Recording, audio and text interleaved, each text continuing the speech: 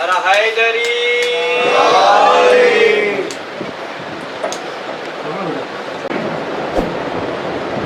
الله الرحمن الرحيم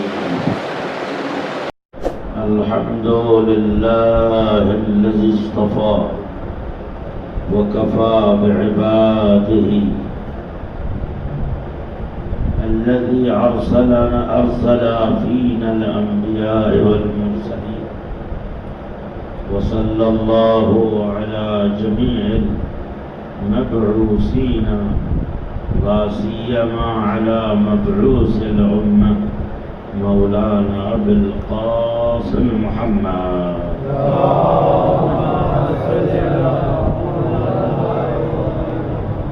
وآله الطيبين الطاهرين المعصومين المنتجبين بهم نتولى ومن أعدائهم نتبرأ إلى الله إلى يوم القيامة. قال الله تعالى في كتابه المجيد بسم الله الرحمن الرحيم يوم ندعو كل أناس بإمامهم. ایک صلوات پڑھتے محمد.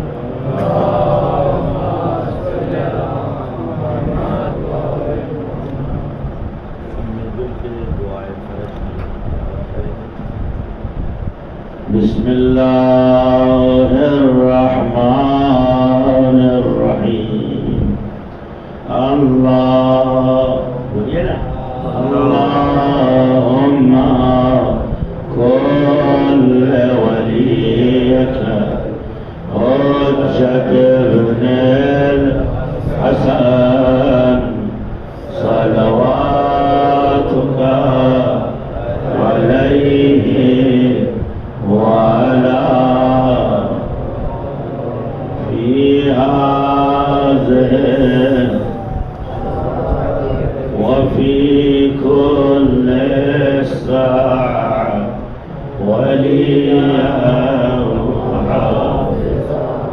وقاعدا وناصرا ودليلا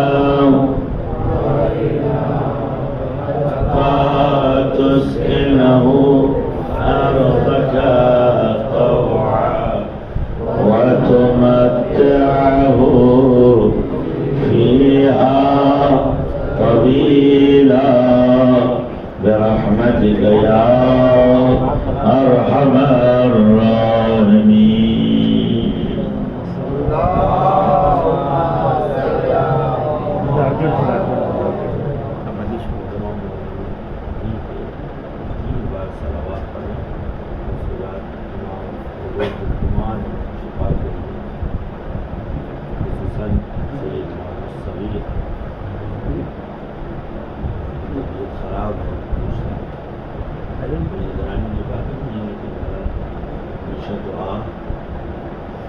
اللهم صل على محمد وآل محمد وعجل فرجه.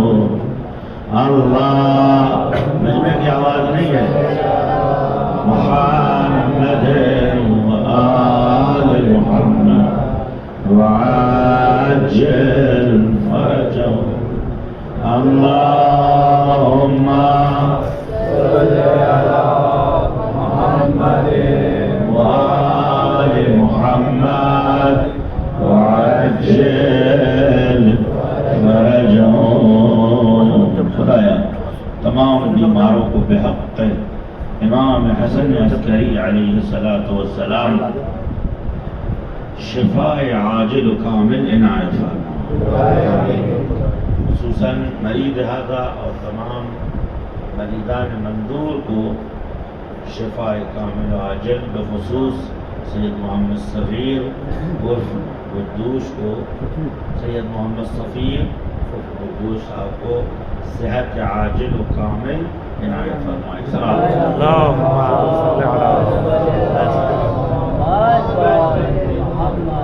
اور اسی جا رہا ہے کہ عہدہ تھوڑا آگے آ جائیے تاکہ بعد میں آنے والوں کو پریشانی نہ ہو. اور میں گزارش کرتا ہوں صاحب خانہ سے کہ لائٹ جلائیے, مجھے امام عسکری اکرام کے بارے میں مجلس پڑھنی ہے. صلوات پڑھیے محمد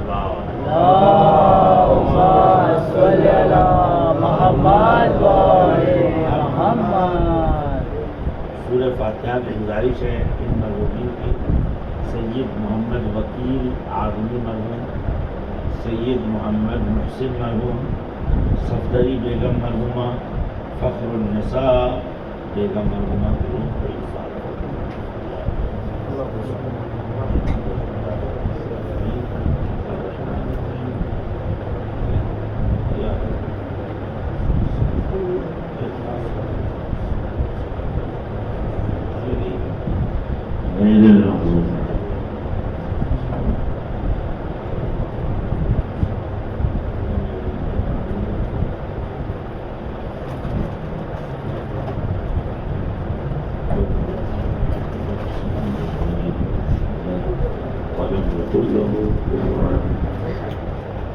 سب مل جل کے ایک صلوات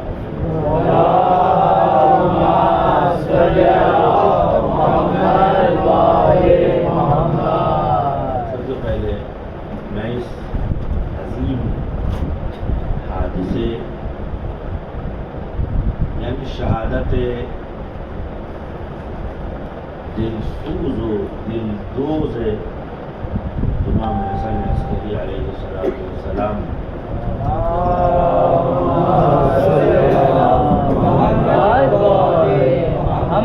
درسا محضر وارث امام علیہ السلام یعنی امام مجدد بن حسن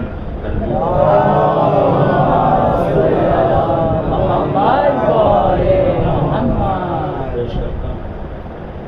اور آپ تمام عشاق اور موالیان اہل بیت عصمت طہارت کو اور تمام علماء و مراجع اعظام اور تمام شیعان حیدر کرار کو آج کی شب کی مناسبت سے عرضہ پیش کرتا ہوں, تسلیت عرض کرتا ہوں. اور میں اپنے بچوں سے گزارش کروں گا کہ ہمیشہ مناسبت کا خیال رکھیں, ہمیشہ مناسبت کا خیال رکھیں. شہادت امام حسن عسکری صرف ضرور کرنا چاہیے تھا, معلوم کر, کیونکہ یہ ظلم ہے امام معصوم علیہ السلام پر. امام علیہ السلام کی شہادت کا وقت ہو, شب شہادت ہو, اور ہم بھی, لیکن ہماری نظر میں کوئی فرق نہیں ہے. کوئی فرق قائم بھی ہوتا ہے تو گنہگار ہے, کیونکہ اولنا محمد, اوسطنا محمد, و کلنا محمد. صلوات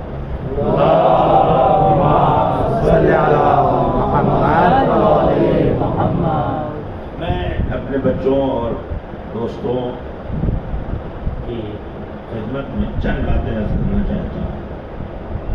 امام حسن مصطفیٰ علیہ السلام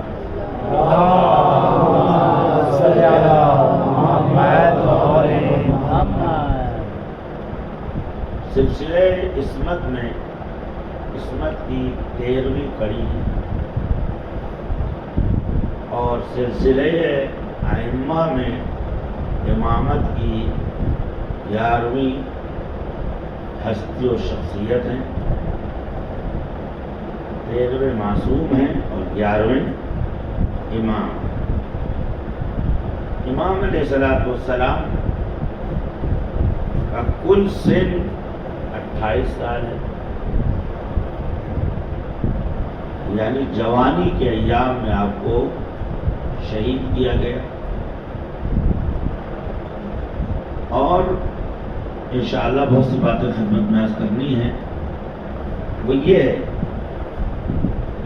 کہ ایک طریقہ ہے تحقیق کا, وہ یہ ہے کہ اگر جلدی ظالم مجبور ہو جائے کسی کو قتل کرنے پر اور مارنے پر, تو یہ سمجھ لیجئے کہ اس کا وجود ظالم کے لیے کتنا خطرناک رہا ہوگا. جیسے امام محمد تقی علیہ السلام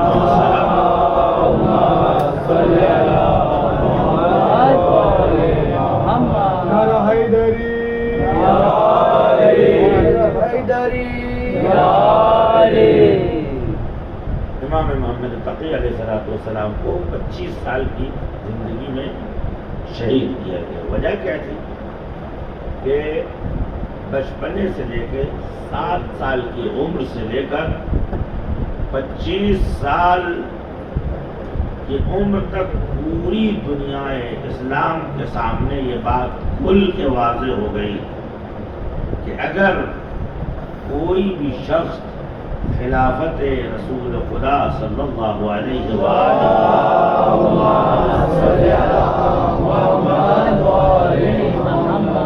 کا مستحق ہے اور جانشین واقعی ہے تو وہ حضرت جواد الائمہ علیہ السلام.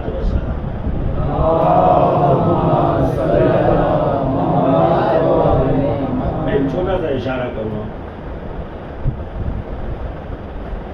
منصور دوانقی نے بغداد سے ہٹ کر ایک شہر آباد کیا جس کا نام تھا سرہ من رآہ، یعنی جو بھی اس کو دیکھے وہ خوش ہو جائے. ایک ایسا شہر آباد کیا تھا سرہ من رآہ، اور بعد میں وہ استعمال کی کثرت سے ہو گیا سامرہ. بعد اس کا نام کیا ہو گیا؟ وجہ کیا تھی؟ یہ سامرہ 2 دریاؤں کے ڈیلٹا پہ واقع ہے، 2 ندیوں کے بیچ میں واقع ہے، دریائے دجلہ اور دریائے فرات. ہماری روایتوں میں ہے کہ دریائے فرات ہم سے محبت کرتی ہے، ہم فرات سے محبت کرتے ہیں. نہ دجلہ ہم سے محبت کرتی ہے نہ ہم دجلہ سے محبت کرتے ہیں، اس لیے کہ فرات کا تعلق تاریخ تشیع سے ہے، دجلہ کا تعلق آل عباس و صدام سے ہے. صلوات پڑھتے محمد.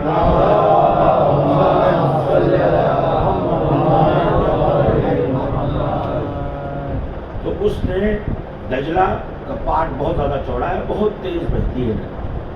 اس نے کیا کیا تھا کہ جہاں جہاں یہ ندی گھومی تھی اسے چھوٹی چھوٹی نہریں نکالی تھی، پورے شہر میں فوارے لگا رکھے تھے.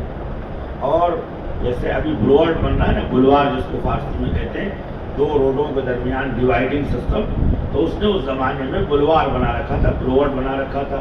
اس میں خرما اور خوشبودار پھول سب لگا رکھے تھے. پورا شہر جو ہے اس میں ایک پوش ایریا جیسے سجا رکھا تھا. حقیقی معنوں میں پائیتخت اس نے بنایا تھا. اور اس کے بعد دریا کو اس نے جو ہے نزہت کے لیے، تفریح کے لیے، پکنک کے لیے تیار کیا تھا، اور پلس تجارت کے لیے. کیا کرتا تھا کہ دونوں طرف دریا کے اس نے بیٹھنے کی جگہ بنائی ہوئی تھی. اور کہتے ہیں نا کہ ایک انگریز نے کہا کہ جو لوگ دریا اور ندی کو مقدس مانتے ہیں ان کا دریا اور ندی کتنا گندا ہے. آپ گنگا کے تٹ پہ چلے جائیں، بنارس چلے جائیں، الہ آباد چلے جائیں، ناسک چلے جائیں، پٹنہ چلے جائیں، آپ دیکھیں کتنی غلالتیں بہتی ہیں. لیکن جو لوگ ندی کو مقدس نہیں مانتے انہوں نے اس ندی کے ذریعے سے اپنا شہر آباد کیا ہے. اور ہمارے مولا و آقا امیر المؤمنین علی بن ابی طالب صلوات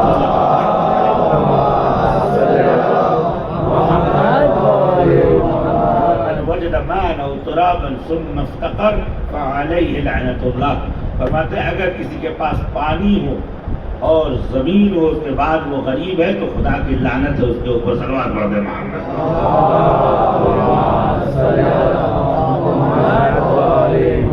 اگر کسی کے پاس پانی ہے اور زمین ہے اس کے بعد وہ فقیر ہے تو اب خدا نے اسے فقیر نہیں بنایا، اس نے اپنی حرکتوں سے خود کو فقیر بنایا ہے. اور اہل بیت کو بھی ایسے لوگوں پر رحم، مفت خوروں کو اہل بیت پسند نہیں کرتے. صلوات بڑے مانگ رہے.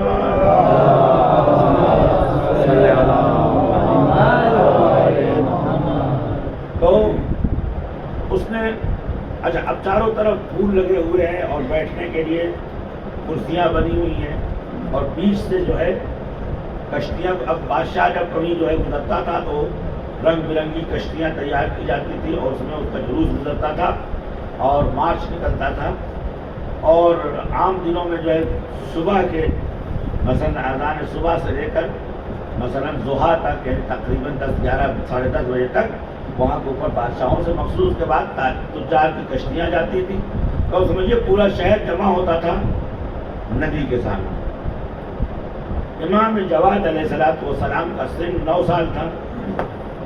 آپ اپنے اصحاب کے ساتھ گزرے. آپ نے جیسے دیکھا کہ لوگ کشتیاں کی کشتیاں چلی جا رہی ہیں, شپ کے شپ چلے جا رہے ہیں, تجاری بھی تھی اور اس میں تفریحی بھی تھی اور لوگ تماشا دیکھ رہے ہیں. آپ نے اپنی انگوٹھی اٹھائی اور پانی میں پھینک دیا.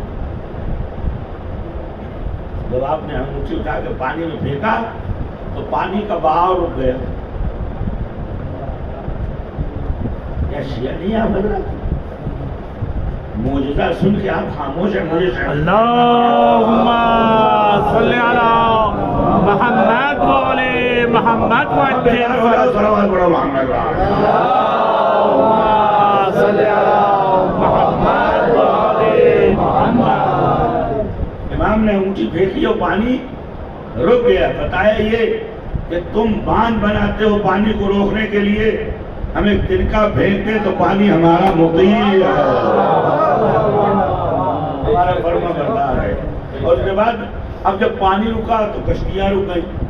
کشتیاں رکی تو سمجھ لیجیے کہ آپ بغداد سے لے کر سامرہ کا ٹریفک رک گیا. اب ہر آدمی پریشان, ٹریفک کیوں رکا ہے؟ سب جانتے ہیں کہ انہوں نے کچھ پھینکا ہے, انہوں نے کچھ ڈالا ہے, اس لیے ٹریفک رکا ہے. مولا ایسا کام کیوں کر رہے ہیں؟ کہا جب لوگوں کو امامت بتانی ہوتی ہے تو قافلہ روکنا پڑتا ہے. حاجیوں کا قافلہ روکا تھا میرے دادا رسول خدا نے, تاجروں کا قافلہ میں نے روکا تھا. بانداز الگ الگ ہے, بات ایک ہے. وہاں بھی من کنت مولا, یہاں بھی من کنت مولا.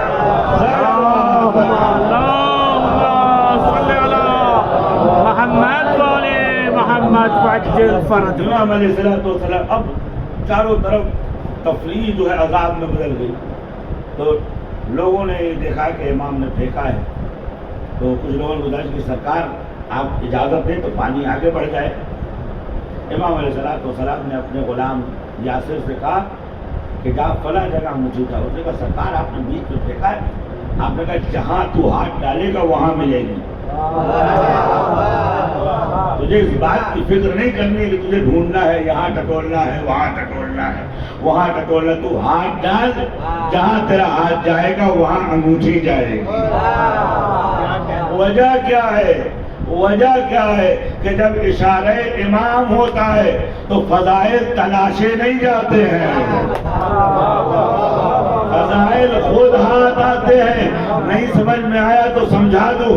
پوری زندگی میراتھن دوڑ کر کے مر جاؤ, کوئی سبحان اللہ کہنے والا نہیں ہے, لیکن زیارت کے لیے ایک قدم بڑھاؤ, لاکھ حج کا ثواب.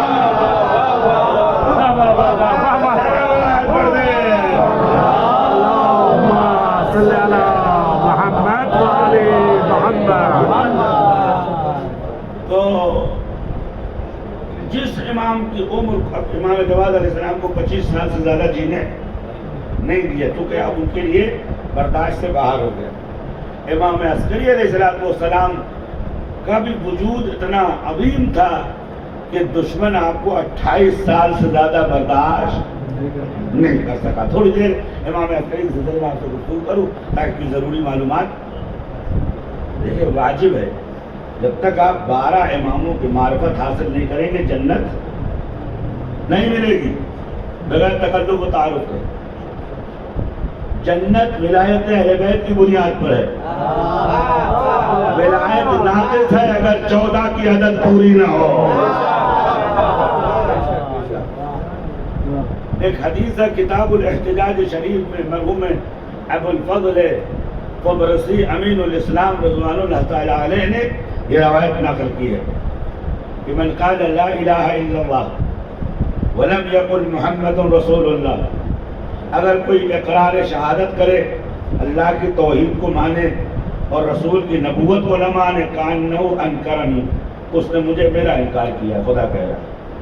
ومن قال لا الہ الا اللہ وآمن برسول اللہ ولم یذکر علی ولی اللہ، لا الہ الا اللہ کہے، محمد رسول اللہ پہ ایمان رکھے اور علی ولی اللہ پہ ایمان نہ رکھے تو محمد کا بھی منکر ہے، خدا کا بھی منکر ہے۔ اس کے بعد فرمایا ومن اقر بجمیع اولیائی ولم یقر باحد منہم، اگر آپ نے ہم نے خدا نخواستہ کسی ایک امام کا اقرار نہ کیا اور باقی ساروں کو کیا تو سب کا انکار ہے۔ عزیزو، چند بہرا افراد میرے پاس اندور میں بیٹھے ہوئے تھے، انہوں نے کہا سرکار ہمارا کیا ہوگا، ہم بھی تو شیعہ ہیں، ہم بھی تو ماتم کرتے ہیں، ہم بھی تو آنسو بہاتے ہیں۔ میں نے فرمایا خدا اس آنسو کو نہیں خریدتا جس میں علی سے لے کر مہدی تک کا اثر نہ ہو۔ صلوات پڑھ دیں،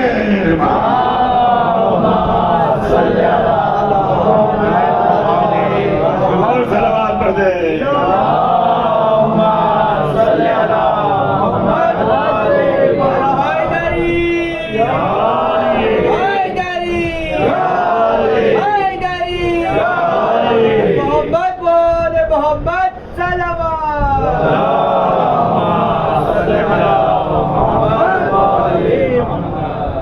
امام علیہ السلام اس دنیا میں تشریف لے آئے۔ اچھا یہ بھی جھگڑا ختم کر دوں، ظہور یا ولادت؟ ظہور دیکھیں، ولادت کے معنی بھی ظہور کے ہیں۔ ولدہ یعنی ہویدا ہوا، ظاہر ہوا، ظہرا یعنی ظاہر ہوا۔ لیکن اگر کسی نے یہ سوچا کہ ائمہ ویسے دنیا میں آتے ہیں جیسے ہم دنیا میں آتے ہیں تو نمازیں دھری رہ جائیں گی، روزے منہ پہ مار دیے جائیں گے۔ ولادت متصور ہے لیکن طہارت کے ساتھ، قداست کے ساتھ، پاکیزگی کے ساتھ، شرف کے ساتھ۔ عزیز، جب ہم ماں کے پیٹ میں ہوتے تو کیا کھاتے ہیں؟ بچے نہ ہوتے تو میں آپ کے سامنے پیش کرتا، جب ہم ماں کے رحم میں ہوتے ہیں تو ہماری خوراک اس خون کو قرار دیتے ہیں کہ جس کو عام دنوں میں جسم سے باہر بھیج دیا جاتا ہے۔ کسی نے امام رضا علیہ السلام سے پوچھا آقا رحم مادر میں آپ کی خوراک کیا تھی؟ فرمایا تسبیح و تحلیل۔ صلوات پڑھ دیں۔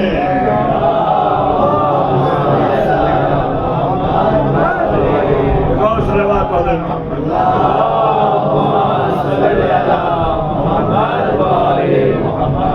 آقا آپ حضرات کہاں سے دنیا آتے ہیں؟ فرمایا ان اللہ یتجوف جنوب امہاتنا، ہم اپنی ماں کے پہلو سے دنیا میں آتے ہیں۔ عزیزوں، باقی یہ ایسا سری مسئلہ ہے کہ جس کو خدا جانتا ہے، رسول خدا جانتے ہیں۔ صلوات پڑھ دیں محمد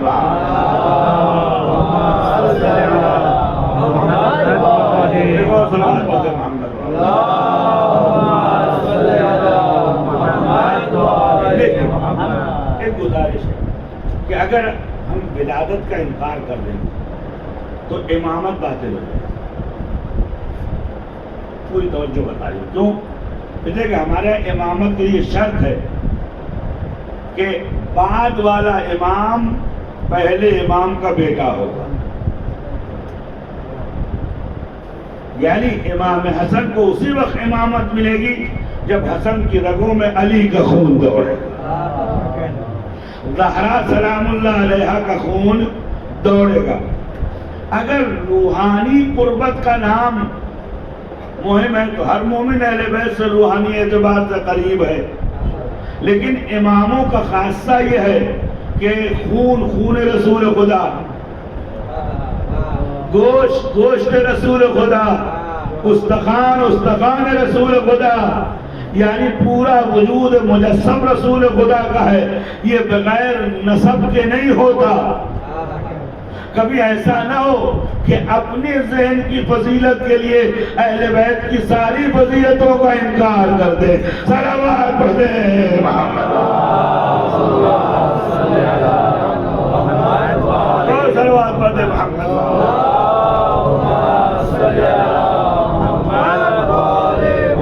دو رات کا جگہ ہوا ہوں اور ایئرپورٹ سے 2-3 گھنٹہ ہوا آئے ہوئے، پھر لوگوں کا سلسلہ شروع، آپ کی خدمت میں حاضر ہوا ہوں، تو زیادہ وقت بھی نہیں لوں گا آپ کا۔ امام علیہ السلام اس دنیا میں تشریف لے آئے سن 32 ہجری، 232 ہجری، اور 28 سال کے بعد آپ شہید ہوئے۔ آپ کے والد کا نام آپ سب جانتے ہیں، امام علی نقی علیہ السلام۔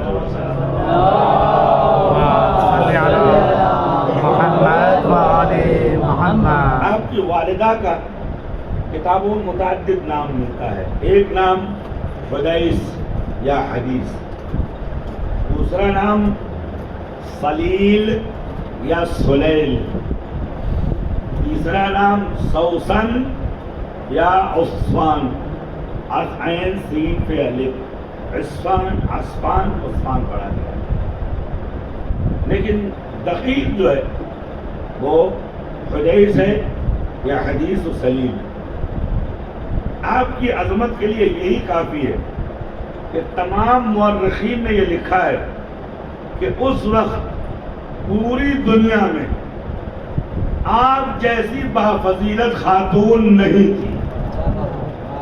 امام علی نقی فرماتے ہیں ان کا نام سلیل اس لیے ہے، پوری توجہ کا تعریف، یہ بھی ایک آیت تطہیر ہے، فرمایا ان کا نام سلیل اس لیے ہے کہ انہا مسلولۃ من الآفات والآہات والعرجاس والقدارات، ان کو سلیل اس لیے کہا جاتا ہے کہ ان سے دور رکھا گیا ہے پلیدیوں کو، برائیوں کو، گناہوں کو، نجاستوں کو۔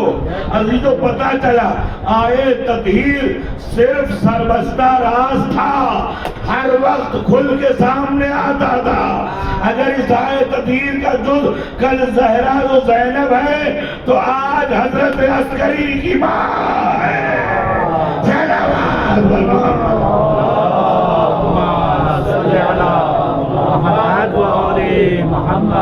عزیزوں والدہ کے اعتبار سے ہر لحاظ سے اس زمانے میں سب سے زیادہ باہوش اور باعظمت ہو، اب جو امام کی ماں ہو، آپ فرض کرتے وہ کس مقام پر ہوگا؟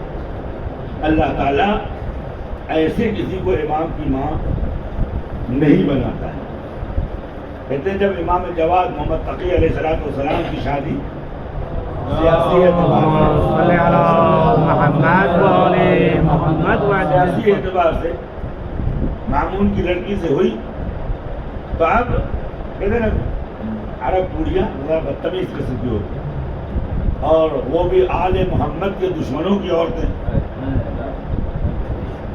میں حدیث سناتا آپ کو لیکن کیا کروں، 2 جملہ سناتا ہوں۔ فرمایا عفت اور عزت کے 4 شعبے ہیں، ان عفت و عزت کے 4 شعبوں میں سے جب تک خاتون کنواری ہوتی ہے 4 ہوتے ہیں، شادی کے بعد 2 ختم ہو جاتے ہیں، اور جب وہ ضعیفہ ہو جاتی ہے تو 4 ختم ہو جاتے ہیں۔ راوی پریشان ہو گیا، کہا مولا، اور فرمایا ہمارے چاہنے والوں کی بیٹیاں یہ 4 عنصر عفت و عزت و طہارت و پاک دامنی کنوارے پن میں بھی محفوظ کرتی ہے، جوانی میں بھی محفوظ کرتی ہے، بڑھاپے میں بھی۔ مولا کیوں؟ فرمایا جب ہماری ولایت کسی دل میں آ جاتی ہے تو وہاں شیطان کا گزر نہیں ہوتا۔ صلوات علی محمد۔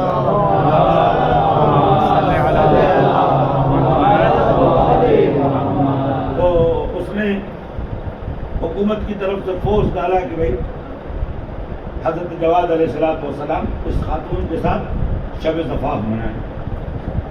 اب ظاہر ہوا حضرت جواد تشریف لے گئے اور واپس آئے۔ اب جب واپس آئے تو ڈیوڑی پہ بیٹھی ہوئی تھی، اس نے کہا حضور السلام علیکم، اپنا رسول اللہ خیر تو ہے؟ آپ نے فرمایا حدث لہا ما تحدثن النساء، اس کے اوپر وہ مصیبت آ گئی جو عورتوں پہ آتی ہے. وہ بھاگ کے اندر گئی. اس نے اس خاتون سے پوچھا کیا ہوا؟ عزیزوں پوری توجہ کا طالب ہوں. کیا ہوا؟ تو اس نے کہا دادی جان یہ لوگ اس کے جملے ہیں، یہ لوگ جادوگر ہیں. کہا کیوں؟ کہا وَلَمَّا طَلَعَ عَلَيَّ بِجَمَالِهِ، جب انہوں نے عبا اتاری اور میرے قریب آئے تو ایسا عظیم جمال تھا کہ ان کے جمال کی تاب میں نہ لا سکی اور میں پاکیزگی سے نجاست کی گلی میں پہنچ گئی. عزیزو دادی تھی، اس نے کاندھے پہ ہاتھ رکھا، کہا یہ سحر نہیں ہے، یہ نبوت و امامت کی جلالت ہے. صلوات بر محمد.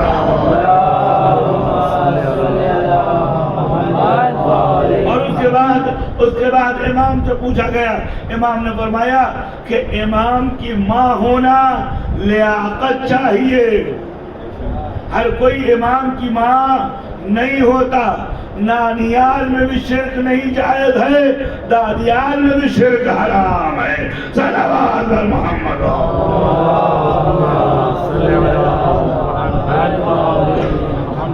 امام علیہ السلام دنیا میں تشریف لے آئے. اس کے بعد حضرت حکیمہ جو اس خاندان کی بزرگ تھی وہ یہ کہتی ہے کہ ابن رسول اللہ، آپ کا بیٹا جو دنیا میں آیا تو آتے ہی اس نے سجدے میں سر رکھا. اس کے بعد ہاتھوں کو آسمان کی جانب اٹھایا. فرمایا اشہد ان لا الہ الا اللہ وان آبائی و اجدادی اولیاء اللہ وانا حجت اللہ.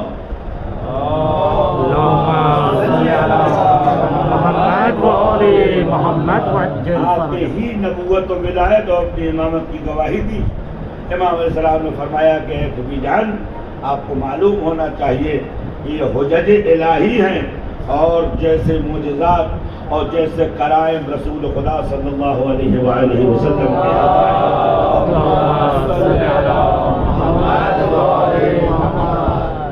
اب امام علیہ السلام 3 سال بظاہر مدینے میں رہے. اس کے بعد جب حضرت عسکری اول یعنی امام محمد علی نقی علیہ السلام کو سامرہ میں بلایا اور اس فوجی چھاونی میں آپ کو رکھا تو آپ کے بچوں کو بھی بلا لیا. امام حسن عسکری علیہ السلام اپنے باپ کے سائے میں بزرگ ہوتے رہے. اور ایک دن ایسا ہوا کہ افول خورشید ولایت دہم امام علی نقی علیہ السلام کی شہادت ہوئی. باتفاق آراء اور تمام گواہیوں کی دلیل کی بنیاد پر امام عسکری علیہ السلام کو شیعوں نے بعنوان امام تسلیم فرما دیا. اب عزیزوں 2-3 کام آپ کی خدمت میں عرض کر دوں. ایک سوال پڑھ دیں محمد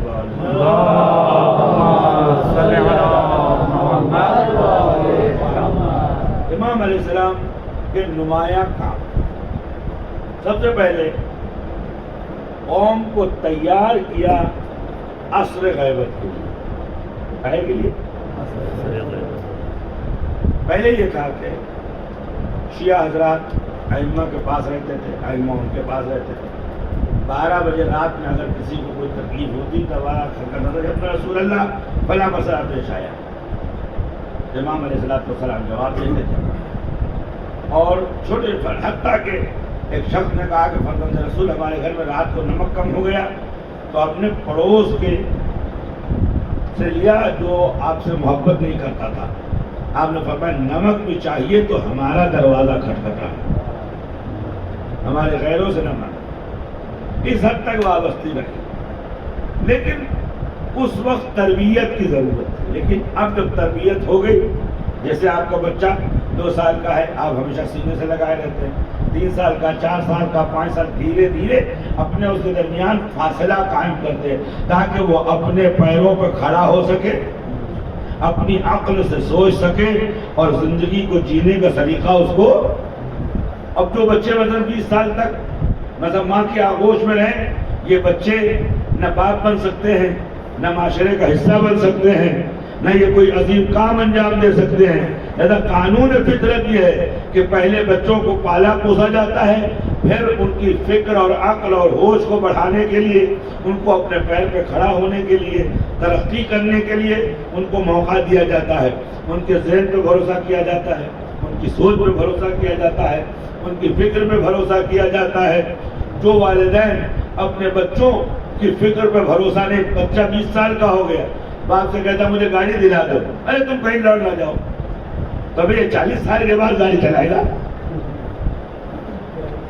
تم تو مر جاؤ گے، یہ چوچو کا مربع ہو کے رہ جائے گا۔ صلوات والے محمد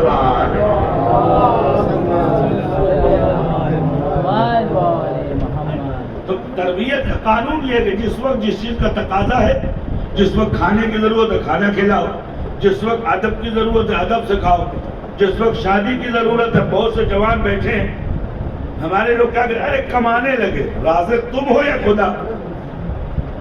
شادی کی عمر نکلی جا رہی ہے، بچہ بوڑھا ہوا جا رہا ہے، جب 30-35 سال کا ہوا کمر جھک گئی، جسم کی رانائی ختم ہو گئی، تب اس کو شادی، اس کے بعد توقع کرتے کہ اچھی نسل پیدا ہو۔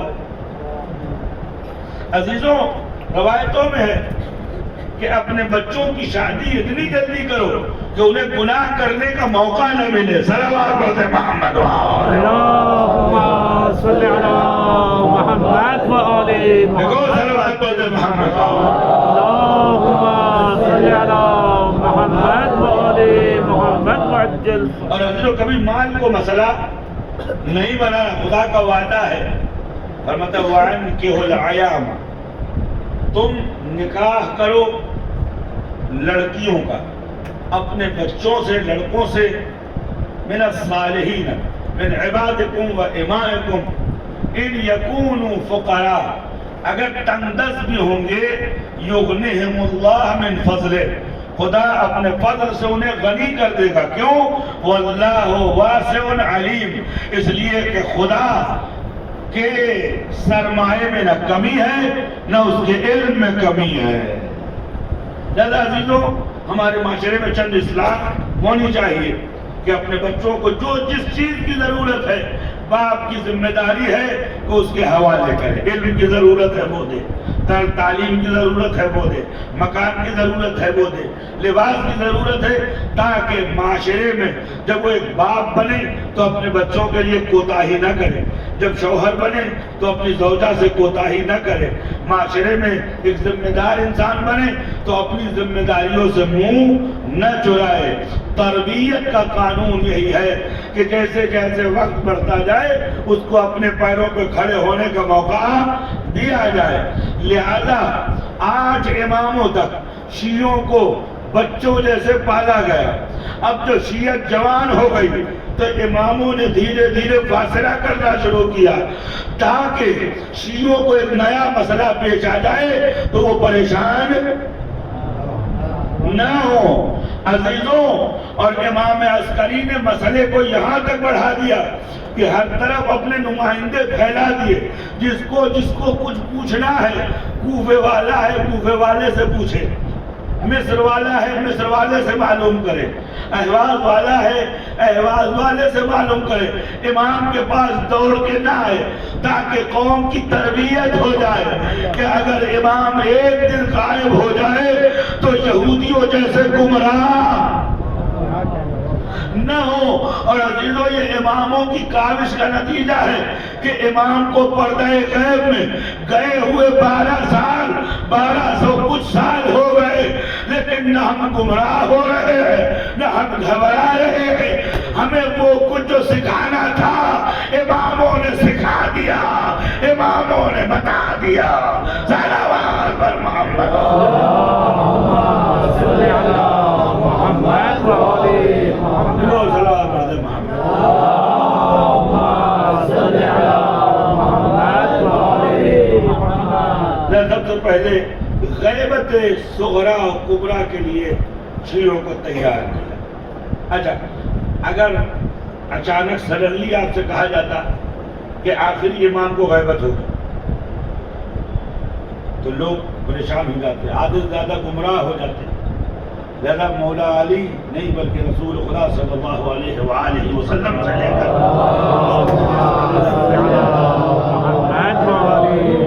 ہر امام نے امام کے بارے میں بیان کیا، غیبت کے بارے میں طول و تفصیل بیان کیا، تاکہ شیعہ قوم کو پریشانی نہ ہو کہ صاحب امام نے یہ کیا کرے. اپنے پیروں پہ کھڑے ہونے کی صلاحیت ہونی چاہیے. میں کسی اس سے زیادہ نہیں کر رہا ہوں. آپ دوسری قوموں کو دیکھیں. میں نے مفتی صاحب سے پوچھا کہ چاند پہ جائیے گا تو کیا کیجیے گا، نماز پڑھیے گا نہیں پڑھیے گا؟ انہوں نے کہا صاحب چاند پہ تو زمین ہے نہیں، پانی ہے نہیں، تو نہ تیمم ہو سکتا ہے نہ وضو ہو سکتا ہے، لہذا نماز. میں نے کہا اسلام کو اتنا چھوٹا سمجھتے ہو کہ خالی زمین پر پرتھوی پہ اسلام ہے. میں نے کہا دین اتنا چھوٹا نہیں، سوچ تمہاری چھوٹی ہے. لہذا امت کے لوگ 4 مرحلے میں آ کے رک گئے. لیکن یہ اماموں کا سکھایا ہوا طریقہ ہے کہ کچھ لائق افراد کو پالا ہے جو کل اصحاب کی صورت میں تھے، آج مراجع کی صورت میں ہیں، اور وہ ہمیں کہیں رکنے نہیں دیتے. نہ اپنی مرضی سے گفتگو کرتے ہیں، نہ اپنی خواہش سے فتویٰ دیتے ہیں، یا قرآن سے رجوع کرتے ہیں یا معصومین کی حدیثوں سے رجوع کرتے ہیں. صلوات پڑھتے ہیں.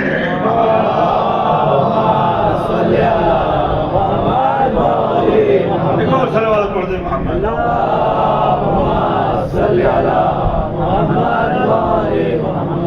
تو تربیت کی شیعوں کی، مومنین کی، اہل بیت طاہرین علیہ السلام اور امام عسکری کے زمانے میں یہ سب سے پہلے ایک سسٹم قائم کیا گیا، نظام وکالت. کیا؟ ان چیزوں کو بتائیے، مطالعہ کیجیے. نظام وکالت وہ کیا ہے؟ اب دیکھیں نا، دشمن کو معلوم ہے کہ وہ وقت نزدیک ہونے والا ہے، لہذا آج بھی امریکہ اور اسرائیل سامراجی طاقتوں کو ہم سے زیادہ امام کے آنے پہ بھروسہ ہے. لہذا وہ پلاننگ کر رہے ہیں، ہم آرام کر رہے ہیں. صلوات پڑھیے محمد.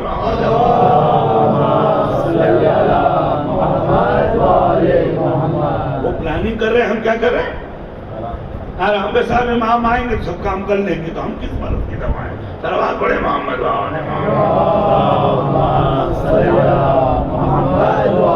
ہمارا بھی تو کوئی وظیفہ ہے، ہماری بھی تو کوئی ذمہ داری ہے. ایک دن میں حساب لگا رہا تھا تو میں نے حساب لگایا کہ میری عمر کا 80% حصہ اپنے لوگوں کو بتانے اور سنوارنے میں گزر گیا. تو میں کلیسا کب جاؤں، گردوارے کب جاؤں، مندر کب جاؤں، ہندوؤں کو کیسے مسلمان کی اسلام کی طرف دعوت دوں، جب اپنے میں فرصت. ہم یہ چاہتے کہ امام زمانہ بھی آئیں تو ہم میں مشغول رہے. نہیں، خود کو ایسا بنا لو کہ امام کہے چلو بھائی اب سوئٹزرلینڈ چلنا ہے، چلو اب یورپ چلنا ہے، چلو سعودیہ چلنا ہے، قطر چلنا ہے، دبئی چلنا ہے. کیوں؟ اب اگر صاحب میں ہی نماز میری خراب، روزہ میرا خراب، عبادت کا طریقہ نہیں، طہارت کا طریقہ نہیں، تو مجھے ابتدائی چیزیں سکھائیں گے. لیکن اگر سیکھا ہوا ہوگا تو امام کہے اچھا ٹھیک ہے، تم عبادات کر لیتے ہو، سورج کیسے پلٹایا جاتا ہے ہم سکھا دیتے ہیں، چاند کیسے 2 ٹکڑے کیے جاتا ہے ہم سکھائے دیتے ہیں. ایک دن حضرت ابوذر تشریف لے آئے سلمان کے پاس. حضرت سلمان مشغول ذکر تھے اور انگلی دیگ کے نیچے رکھے ہوئے تھے. دیگ کھول رہی تھی، انگلی میں آگ نہیں تھی. حضرت ابوذر نے کہا یہ کیا ہے؟ انہوں نے فرمایا دیکھ رہے ہو کھانا پک رہا ہے، کہ پکانے کے لیے ایندھن کی ضرورت ہے، فیول کی ضرورت ہے، آگ کی ضرورت ہے. فرمایا وہ اس لیے ہے کہ ہم کو خدا پہ بھروسہ نہیں ہے، ساری حقیقتیں ہمارے اندر موجود ہیں، بس اللہ کی اطاعت کر کے اسے اجاگر کرنے کی ضرورت ہے.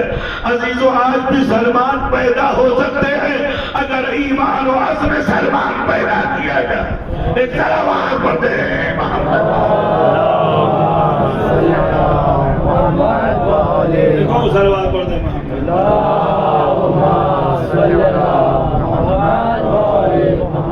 تو امام علیہ السلام نے ایک سسٹم بنایا، سسٹم میں وکالت. دشمن دن بدن اپنا شکنجہ کستا جا رہا. کیوں؟ مدینے سے اٹھا کے لے آیا سامرا، شہر میں نہیں رکھا. کہاں رکھا؟ عسکر میں، یعنی جو کینٹ ایریا ہے، فوجی ایریا ہے وہاں. اور اندر 2-4 نوکر چاکر، باہر ہر طرف چوکسی ہے کہ کوئی امام سے ملنے نہ پائے. اب یہ سمجھتے تھے کہ ائمہ تحریر علیہ السلام دیگر سیاسی قیدیوں جیسے ہیں. امام علیہ السلام نے لوگوں سے ملنے کے نئے طریقے نکالے.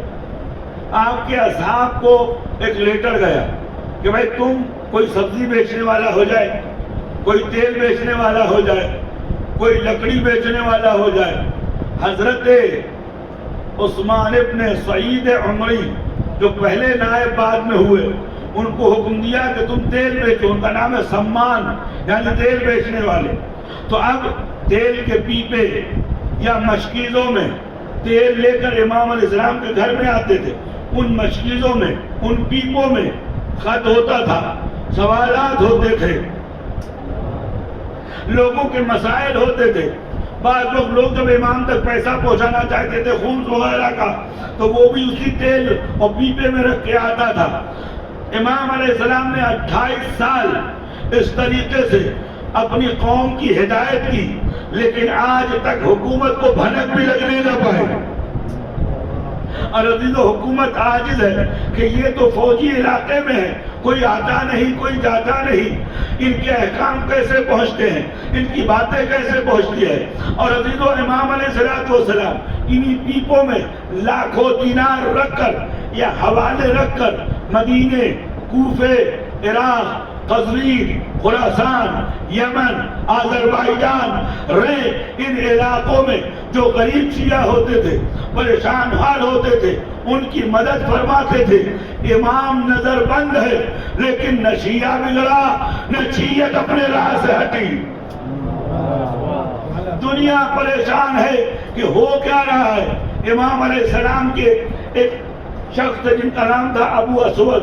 ابو اسود فیول انچارج تھے, جو آپ کے یہاں لکڑیاں لاتے تھے, کوئلے لاتے تھے, حمام گرم کرتے تھے, یا کھانا پکانے کے لیے لکڑیوں کا انتظام کرتے تھے. ایک دن امام علیہ السلام نے 15-20 چھڑیں جو ہے ابو الاسود کو دی, کہ لے جا کے ابو سعید عمری, عثمان ابن سعید عمری کو دے دو. کہتے راستے میں جا رہا تھا, آج اسے بھی نہیں پتا کہ کیا ہے اس میں, راستے میں جا رہا ہے. اچانک راستے میں خچر والا خچر گاڑی لے کے جا رہا تھا, تو وہ خچر بڑھ نہیں رہا تھا. تو خچر والے نے ادھر ادھر دیکھا, کوئی ڈنڈا نظر نہیں آیا. تو اس نے ابو اسود سے کہا ایک ڈنڈا مجھے دے دو, میں خچر ہکا لوں, اس کے بعد میں آپ کو یہ ڈنڈا واپس کر دوں گا. اب ابو الاسود نے ڈنڈا دیا, اس نے زور سے ڈنڈا مارا تو لکڑی جو ہے ذرا سا اس میں درار ہوئی. تو انہوں نے دیکھ لیا, اسے دیکھا نہیں, جلدی سے اس کو لپیٹا اور آگے بڑھ گئے. کیوں؟ ان لکڑیوں کے اندر خط تھے امام عسکری علیہ السلام.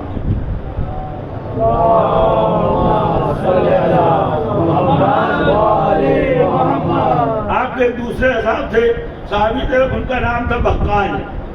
بقولہ عربی میں سبزی کو کہتے ہیں. لوکیوں اور کدو اور الگ الگ سبزیوں کے سینے میں چاک کر کے اس میں اصحاب اور شیعہ اپنے خط بھیجتے تھے. امام علیہ السلام ان خطوں کو کچھ دن کے بعد امام کا دستور یہ ہوا کہ سادہ کاغذ لے کے آؤ, تم نیت کر لو, ہم پڑھ لیں گے. صلوات پڑھ دیں محمد, اور صلوات پڑھ دیں.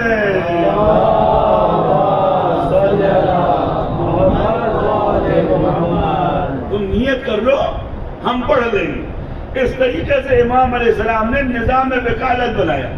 امام بظاہر نظر بند ہے, لیکن قم میں سعد بن عبداللہ اشعری قمی نمائندے ہیں. اہواز میں ابراہیم ابن مہزیان نمائندے ہیں.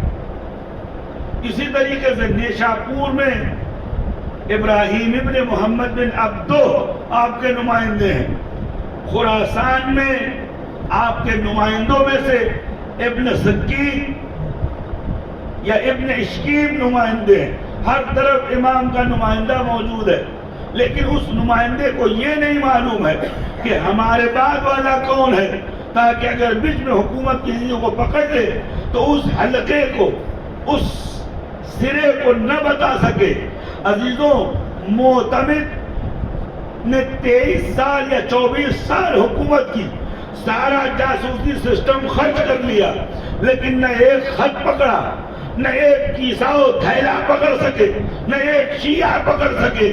عزیزوں، ساری دنیا کے خفیہ سسٹم کو امام نے سکھایا کہ اگر سسٹم خفیہ کو صحیح راستے پہ لگاؤ تو ایسی صورت میں جسے تم جاسوسی کہتے ہو وہ خدمت پروردگار میں تبدیل ہو سکتی ہے اور قوم اور ملتوں کی حیات کا ذریعہ بن سکتی ہے۔ اور ابھی تو امام علیہ السلام نے چند ایسے افراد کی تربیت کی جو علمی لحاظ سے شیعوں کے لیے وزن کی حیثیت ہے۔ جہاں گزر گئے وہاں شیعوں کا ڈنکا، وہ لوگ مشہور و معروف تھے افراد کی تربیت کرنا۔ اور ابھی تو چوتھا پانچواں جو مہم کام تھا وہ یہ تھا کہ امت میں ایک ایسا طوفان آیا تھا تو اس کے بعد اسلام محفوظ نہیں رہتا۔ اس طرح پر محمد و آل محمد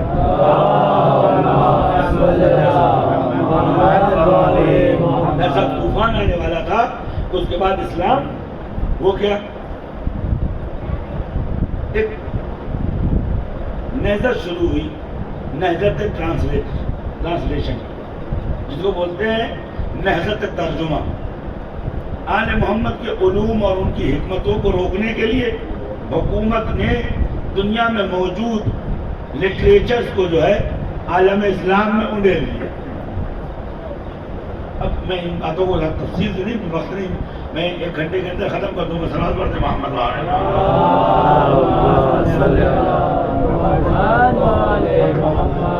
تو میرے عزیزو، امام علیہ السلام اس زمانے میں حکومت جو پرانی کی تھی کہ اہل بیت کے علوم، ان کی حکمتیں، ان کی ہدایتیں، ان کو روکنے کے لیے انہوں نے ہندوستان، یونان اور یورپ اور دوسرے علاقوں کے لٹریچرز کا ترجمہ کرنا شروع کیا اور وہ کتابیں بازار میں آنے لگی اور لوگوں کے لیے خوراک مہیا کرنے لگی۔ ویسی بات ہے، جہاں میگزین آ رہی وہاں قرآن کون پڑھے گا؟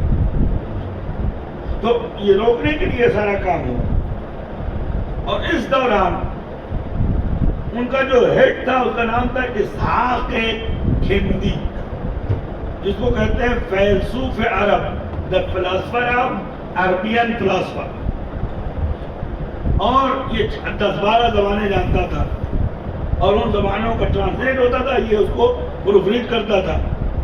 اس کے بعد اس نے جب دوسری زبانوں کو پڑھا، تھوڑا دماغ کھلا، تو اس نے اپنے شاگردوں سے کہا کہ میں نے قرآن میں بہت سی آیتیں پائی ہیں جو ایک دوسرے کے خلاف ہیں۔ ایک جگہ کہتا ہے کہ لا تدرکہ الابصار، خدا کا جسم نہیں ہے تو اسے آنکھ سے دیکھا جائے۔ دوسری جگہ کہتا ہے ید اللہ فوق ایدیہم، اللہ کا ہاتھ ہر ہاتھ کے اوپر ہے۔ تو دو آیتیں ہیں، دونوں کا الگ الگ مطلب ہے۔ ایک جگہ کہتا ہے لا تدرکہ الابصار وہو یدرکہ، اسے آنکھیں نہیں دیکھتی لیکن وہ آنکھوں کو دیکھتا ہے۔ دوسری جگہ قرآن میں ہے کہ وجوہ ناظرۃ الی ربہا، کچھ ایسے چہرے ہوں گے جو خدا کو دیکھیں گے۔ تو یہ آیات تھی، اس نے جمع کرنا شروع کیا۔ 20 سال اس نے قرآن کی آیات، ایک کتاب لکھی جس کا نام تھا مناقضات قرآن، یعنی قرآنی ورسز کے درمیان کلیش، قرآنی آیات کے درمیان ٹکراؤ۔ آپ جانتے ہیں نتیجہ کیا ہوتا؟ یہ جتنے تراویح پڑھنے والے سب کی موت ہو جاتی ہے۔ کون سا قرآن؟ ہر گھر میں 2 قرآن ہوتے، ایک وہ جو اس نے لکھا تھا، ایک وہ جو رسول خدا اور امیر المومنین و اہل بیت نے مرتب کیا تھا۔ قرآن تباہ و برباد ہو جاتا۔ امام حسن عسکری نے دیکھا کہ اب اگر میں نے حفاظت نہ کیا، میں نے نہ بچایا، میں نے نہ روکا تو دین مٹ جائے گا، ختم ہو جائے گا، کئی والیوم قرآن کے بن جائیں گے۔ اس کے بعد جب آپ آیات پڑھیں گے تو سامنے والا پوچھے گا کہیں یہ ان آیات میں تو نہیں ہے جو بعض سے ٹکراتی ہے، قرآن کی حیثیت ختم ہو جاتی ہے۔ امام علیہ السلام نے اپنے ایک شاگرد سے کہا جاؤ اسحاق کندی کے پاس خدمت کرو، پیسے مت لینا، اپنا کھانا اور خرچہ میں تمہیں دوں گا۔ کہتے 3-4 سال اسحاق کندی کے ساتھ رہا اور بالکل وہ اس سے مانوس ہو گیا۔ اب جو مانوس ہو گیا تو کتابیں لکھتا تھا اور ان کو رف فیئر کرنے کے لیے ان کو دیتا تھا اور اپنی اولاد سے زیادہ ماننے لگا۔ اس کے بعد آئے یعنی کہا اب تو وہ بالکل مجھے اپنے بچوں جیسے مانتا ہے اور آنکھ بند کر کے بھروسہ کرتا ہے۔ امام نے کہا اس سے یہ کہنا کہ استاد یہ بتائیے کہ جو آپ نے قرآن کی آیتوں میں ٹکراؤ دکھایا ہے، کیا جو آپ سمجھتے ہیں وہی بولنے والے نے بولا ہے؟ اگر یہ بات سمجھ لیں میری مجلس سما، جب آپ کہتے ہیں نا قرآن کی آیتوں میں ٹکراؤ ہے، تو استاد یہ بتائیے کہ جو آپ نے سمجھا ہے وہی کہنے والے نے کہا ہے یا اس نے کہا کچھ اور ہے آپ نے سمجھا؟ تو اس نے کہا کیا کہا تم نے؟ دیکھو استاد جو آپ کہنے دو آیتیں آپس میں ٹکرا رہی ہیں تو آپ وہی سمجھے جو وہ کہنا چاہتا ہے یا یہ کہ اس نے کہا کچھ؟ ایک مثال دے دوں، ایک شخص تھا جس نے رسول خدا کے خلاف بہت زیادہ اشعار کہے تھے، مسجد میں آیا تو آپ نے فرمایا اقطعوا لسانہ، اس کی زبان کاٹ دو۔ اب کچھ لوگ چاقو نکال کے کھڑے ہو گئے، منہ کھول، کہا اس کی زبان کاٹ دو۔ کچھ لوگ چاقو نکال کے کھڑے ہو گئے، حضور نے کہا یہ تمہارا کام نہیں، علی تم لے جاؤ اس کی زبان کاٹ دو۔ مولا علی لے گئے، جب آیا تو اس نے ایک قصیدہ کہا جس کا نام ہے بردہ شریف، یعنی رسول کی ابا کے اوپر قصیدہ کہا۔ تو اب بہت دیر تک رسول خدا کی مدح و ثنا کرنے لگا، لوگ یا رسول اللہ یہ تو بول رہا ہے، کہا تم میری بات سمجھے نہیں، میں نے کہا اس کی زبان کاٹ دو، یعنی اس کی زبان کا علاج کر دو۔ میرا مطلب یہ تھا یہ برائیاں کر رہا ہے، کچھ ایسا کر دو کہ یہ خوبیاں کرنے لگے، بھوکا ہے کھانا کھلا دو، ننگا ہے لباس پہنا دو، غریب ہے مال دے دو، پریشان ہے پریشانی دور کر دو۔ اسے کہتے ہیں زبان کاٹنا۔ اب وہ لوگ تو زندگی بھر قصائی تھے، ان کے یہاں کاٹنے کا مطلب کاٹنا ہی تھا، تو کبھی بولا کچھ اور جاتا ہے، سمجھا۔ تو آپ نے اس راوی نے یہ کہا کہ استاد آپ کیا یقین رکھتے ہیں کہ جو آپ نے سمجھا ہے وہی ہے جو کہنے والے نے کہا ہے؟ کہتے رات بھر ٹہلتا رہا، یہ صحیح بات ہے، ہو سکتا کچھ اور کہنا چاہتا ہو، میں نے کچھ اور سمجھا ہو۔ اب آیات پہ غور کرنے لگا، کہیں کہیں امید کی کرن نظر آنے لگی۔ آپ نے دیکھا ایک جملہ گمراہ کو راہ ہدایت میں لے آیا۔ اس کے بعد اس نے اس کتاب کے ایک ایک ورق پھاڑ، جو 20 سال محنت کیا تھا، ایک ایک ورق پھاڑ پھاڑ کے جلانا شروع کیا۔ جب جلا چکا تو شاگرد سے کہا یہاں آؤ، تم نے یہ بات کہی بہت ہی عظیم بات ہے، تمہارے ذہن میں آئی؟ انہوں نے کہا حضور میرے ذہن میں آئی، پر میں عرب میں سب سے پڑھا لکھا ہوں، 20 سال سے میرے دماغ میں نہیں آئی، تو تمہارے دماغ میں کیسے آ جائے گی بتاؤ؟ اس نے کہا نہیں میرا ہی ہے۔ کہا نہیں بتاؤ یہ پوائنٹ کہاں سے لے آئے ہو؟ تو اس نے کہا کہ یہ پوائنٹس ابی محمد حسن ابن علی عسکری علیہ الصلوۃ والسلام، اللہم صلی علی محمد و آل محمد، حضرت عسکری علیہ السلام نے یہ پوائنٹ ہمیں دیا ہے۔ اس نے کہا خدا کی قسم بس اسی گھرانے کی یہ شان ہے کہ 20 سال کی گمراہی کو ایک جملے میں بدل دے۔ صلوات بر محمد، ایک اور صلوات پڑھ دے محمد۔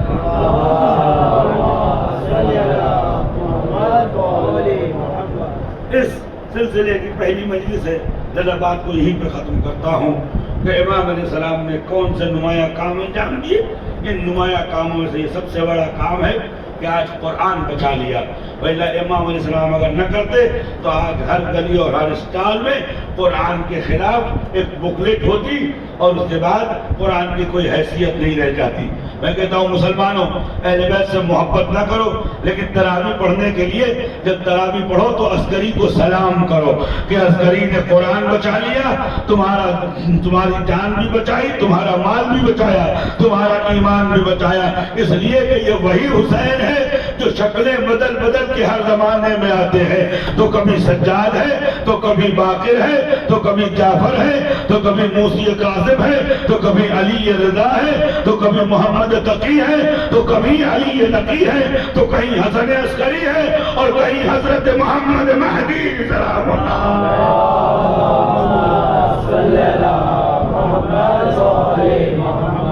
زیادہ حکومت کو برداشت نہیں ہوا، امام علیہ السلام کو زہر دے دیا۔ اب دو تین جملے، زہر امام علیہ السلام کو ظالموں نے دیا، جوانی کا عالم ہے، اور غربت یہ ہے کہ جس گھر میں امام علیہ السلام کو رکھا گیا زہر دینے کے بعد، اس میں کوئی عزیز و رشتہ دار نہیں تھا، صرف 2 خادم تھے جو امام کی دیکھ بھال کرتے تھے۔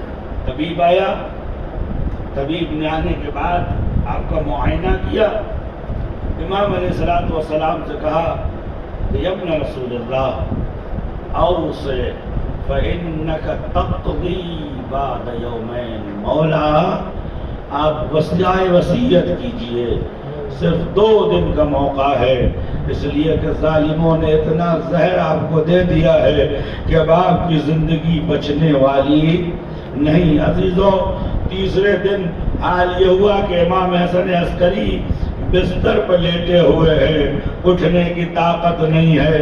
تھوڑی دیر کے بعد اپنے خادم سے پانی مانگا، خادم پانی لے کے آیا، لیکن عزیزو ہاتھ میں تھاما کوزا، لیکن ہاتھ میں کوزا گر گیا اور پانی بہہ گیا۔ فرمایا اے یاسر ادعو لی سید و اہلی، جاؤ میرے گھر کے ذخیرے کو اور آل محمد کے سید کو بلا لاؤ، یعنی امام زمانہ اجل اللہ تعالی فرجہ الشریف۔ کہتے ہیں کہ خادم گیا، دیکھا کہ امام علیہ السلام حجرے میں تشریف لگتے ہیں، اب سجدے میں سر رکھے ہوئے ہیں، فرماتے ہیں میرے خدا تجھے واسطہ تیری عظمت کا، مجھے بچپنے میں یتیم مت کر، کم سے کم پھوپھی سکینہ کو سنبھالنے کے لیے حضرت زینب تو تھی، لیکن ہائے غربت حضرت مہدی، کوئی سر پہ ہاتھ رکھنے والا نہیں۔ درد خادم کہتا ہے جیسے میں نے کہا بابا نے بلایا ہے، امام جلدی جلدی آگے بڑھے، آپ کی آپ پیروں میں الجھ رہی تھی۔ میں کہوں گا آقا آپ بابا کے سامنے جا رہے ہیں، لیکن کسی نے بابا کا گلا تو نہیں کاٹا، کسی نے بابا کے جسم اقصد گھوڑے تو نہیں دوڑائے، آقا آپ کے بابا کا سر نیزے پہ بلند تو نہیں ہوا، بابا آپ نے مجھے بلایا ہے، ننے ننے بچے میرے سامنے بیٹھے، 2 جملہ عزیزہ اپنے آقا مولا امام کو پرسا دو۔ عزیزو بابا آپ نے مجھے بلایا، ہاں میرے لال میں پانی پینا چاہتا ہوں لیکن پانی پی نہیں سکتا۔ امام نے کاسا ہاتھ میں لیا، ننھے ہاتھوں سے باپ کی پشت پہ تکیہ رکھا اور اپنے بابا کو بٹھایا۔ زینب کبریٰ بلکہ اپنے بھتیجے کو سہارا دے دو، یا فاطمہ زہرا تمہارا پوتا پھر سید سجاد کی طرح آج مظلوم ہو گیا۔ اجرکم علی اللہ۔ عزیز امام علیہ السلام اٹھے، امام کو بٹھایا، ننھے بچے نے ہاتھ میں کاسا لیا، امام کے لبوں تک لے گئے، امام نے پانی کو دیکھا، اس کے بعد منہ پھیر لیا، لا یا بنی لا اشرب الماء کما لم یشرب جدی الحسین۔ اے میرے لال میں مرنے سے پہلے کیسے پانی پی لوں جبکہ میرے دادا فرات کے کنارے یار گڑ کے مر گئے، آواز دیتے تھے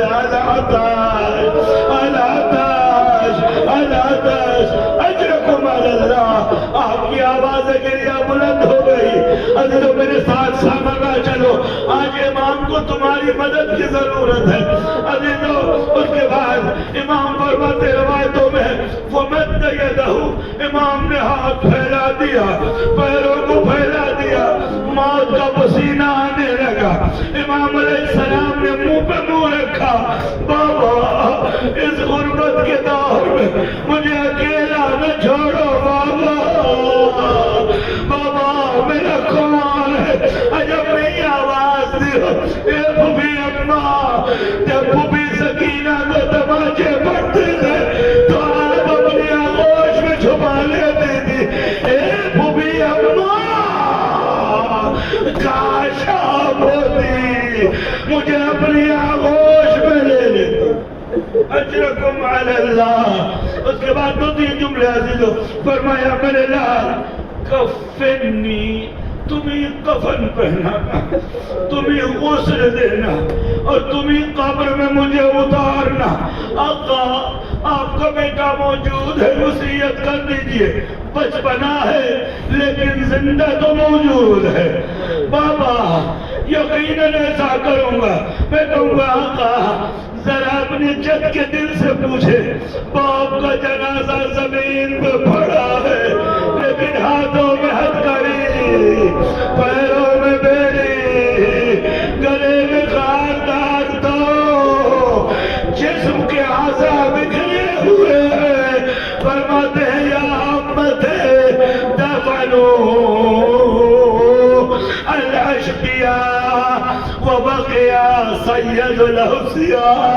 اے پھوپھی جان, ظالموں نے اپنے نجس کشتوں کو دفنا دیا, لیکن جس کا جوان بیٹا ہو اس کے باپ کا جنازہ بے گور و کفن عرض کربلا پہ ہو. بس ایک جملہ عزیزو, محرم کے آخری ایام ہے, یاد سکینہ کی کر لے یا صاحب الزمان. آپ بھی اپنی پھوپھی سکینہ کی مظلومیت پہ روتے ہوں. جب آپ نے اپنے بابا کے منہ پہ منہ رکھا, کسی نے تماچے تو نہیں مارے, کسی نے تازیانے تو نہیں مارے, کسی نے آپ کو زبردستی باپ کے سینے سے جدا تو نہیں کیا, آپ کے بابا کے سینے میں خنجر تو نہیں تھا, آپ کے بابا کے پشت پہ تیر تو نہیں تھا. لیکن ذرا اپنی ننھی پھوپھی سے پوچھو, جب 11 محرم کو سکینہ امام کے جنازے کے قریب آئی, ٹوٹے ہوئے نیزوں کو ہٹایا, تلواروں کو ہٹایا, تیروں کو ہٹایا, سینے پہ سر رکھ دیا, بابا مجھے اپنی آغوش میں لے لو. اجرکم میرے ہاتھوں کو آسمان کی جانب اٹھائے. عزیزو یہی دعا ہے, یہی مصائب ہے. عزیزو بیوی سے سکینہ دعا کرتی رہی, بیوی عجز و نالہ کرتی رہی. عزیزو چونکہ عادت تھی بیٹیوں کے لیے مستحب ہے کہ باپ کی پیشانی چومی جائے. حضرت سکینہ نے دائیں دیکھا, بائیں دیکھا, عجب نہیں یہ خیال ہو کہیں پھوپھی اماں نہ دیکھ رہی ہو, کہیں بھیا سجاد نہ دیکھ رہے ہو. روایت کا جملہ ہے, خدا کسی بچے کو یہ حالت نہ دے. عزیزو اپنے سوکھے ہونٹوں کو اٹھایا, باپ کے کٹے ہوئے گلے پہ رکھ دیا. بابا لا تمونی, بابا ذرا بولی, بابا تمہارے بال کتے چھین لیے, بابا تمہارے بال تمہاری بیٹی کو تماچا مارا, بابا تمہارے بعد مجھے بابا ظالموں نے تازیانوں سے مارا.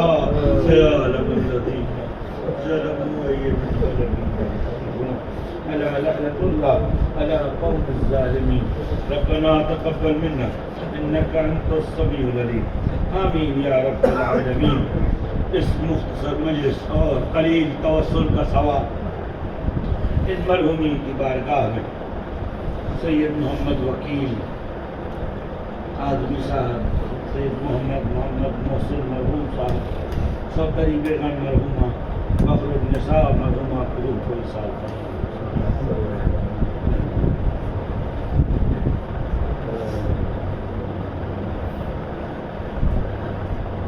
السلام عليكم أئمة الهدى ورحمة الله وبركاته. أستودعكم الله وأقرأ عليكم السلام. آمنا بالله وبالرسول وبما جئتم به ودللتم عليه. اللهم فاكتبنا مع الشاهدين.